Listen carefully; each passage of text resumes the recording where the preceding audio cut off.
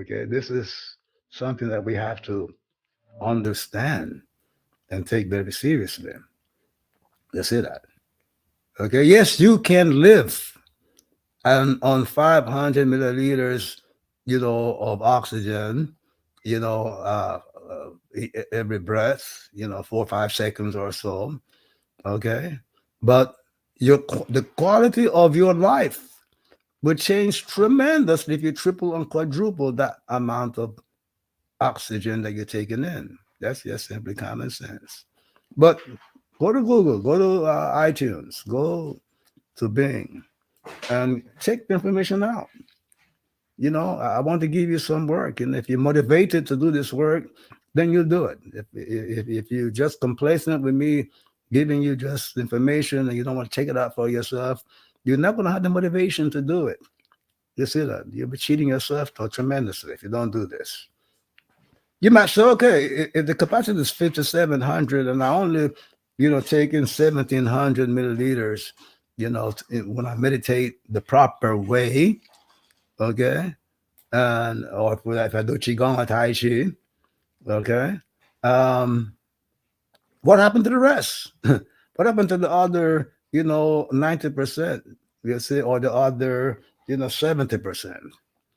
Well, what happens is you cannot fill up the full capacity. You cannot expel the full amount of residual oxygen and carbon dioxide that remains in the body.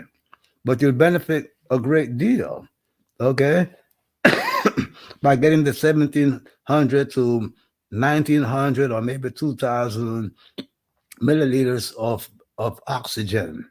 You see that, especially when that excess oxygen is coursing through, the vagus nerve to different brain centers and things of that nature.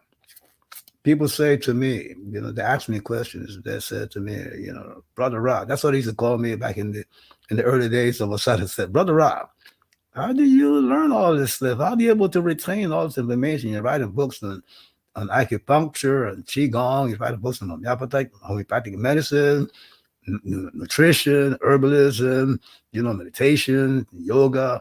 I said, I breathe. I learned the science of breath. I said that. One of these days, I'd like to share with all of you the Tibetan yogis system of breathing called Dumo. That's the GTUMMO, Dumo breathing. The yogis call it Dumo, DHUMO. The Tibetans call it Dumo. Okay, and you should go on Amazon and buy the book. Tibetan yoga. Very very practical book, but go slowly and be modest and humble in your goals. And I'm telling you this because there are a lot of articles on YouTube supposedly explaining Dumo breathing. Okay, and many of them by supposedly, Tibetan masters who are not teaching it right. They are not teaching the Dumo breathing right. You see that? But the Dumo breathing in this Tibetan yoga is the essence of pranayama. You see that? I'm not going to give you the more right now, okay? Because women just give enough for you to go and do the research. If you're ready, the Spirit will guide you to what you need to know. If you're not ready, the Spirit will hide the truth from you for your own protection. But that Duma breathing is the real deal. I'm going to teach you a breathing tonight that will get you started and take you very, very far. It's called, Zazen breathing. You see that? Zazen breathing. The word Zen is the Japanese for the Chinese word Chen, meaning that Chen is the Chinese word for the cultivation of the breath and health and so forth. You see that? Chinese says Zen. Okay, so the Zazen breathing is nothing else but a modification of the most important form of breathing. In the course, in many of the courses that I teach, especially in this last course, Mark the 11 Laws of Health, Wealth, and Success, I teach you to breathe in, okay, pushing the lower abdomen out, and hold the breath at the end of the in-breath.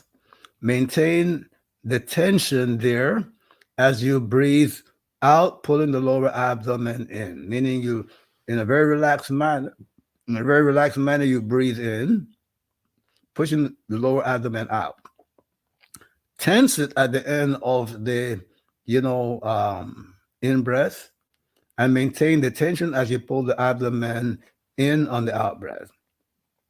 That's the basic breathing, okay? Not only in meditation, but your basic breathing that you should follow in Qigong, in Tai Chi, martial arts, and of course, there are other breathing techniques for explosive movements in martial arts. And I would say to you, get a good teacher. When it comes to those special breath works, you want to have a very good teacher, because breathing, your respiratory system, is combined with your cardiovascular system, and you can damage yourself. The Zazen breathing will not only help your health, it will help your brain, and there's nothing in it that will harm you. We say that. It's best to be modest in our approaches until, the real teacher comes to you, which can come from within or from without, or both. You see that? Don't be in a rush. You cannot rush it. You cannot make the blessings from heavens descend. You have to do the work and, be thankful when you receive it. You receive the blessings.